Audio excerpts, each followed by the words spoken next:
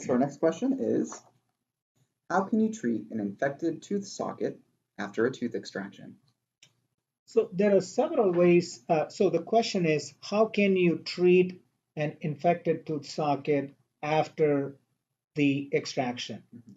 If it is a straightforward dental extraction, you don't have any reason for the tooth to get infected.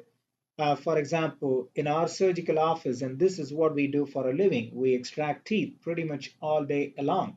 The chances of any type of tooth infection or infection to occur after a tooth extraction is very minimal in our office.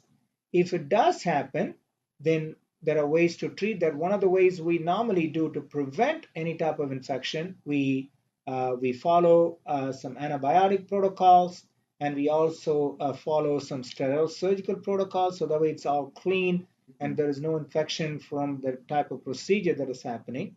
And then, God forbid, something happens, and if you end up getting an infection, then you are going to have either some kind of what we call it as an irrigation. So we irrigate the socket with some mouthwash or a special antibiotic mouthwash, and we also give you antibiotic mouthwash, for you to use it at home. And then also we may put some medicament dressing inside the socket to handle the infection, or sometimes very rarely, depending on the severity of the infection, if you get, for example, like a severe infection in terms of a dental abscess, we may have to go and even drain some of the infection.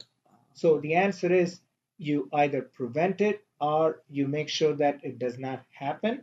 Or if it does happen, depending on the type of infection, depending on the severity, you will be able to take care of it. And for the most part, even if you do have an infection happen, the mother nature will take care of it. It will take its own course of action.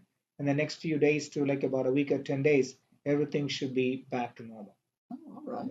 Oh, that makes sense. Yeah. All right.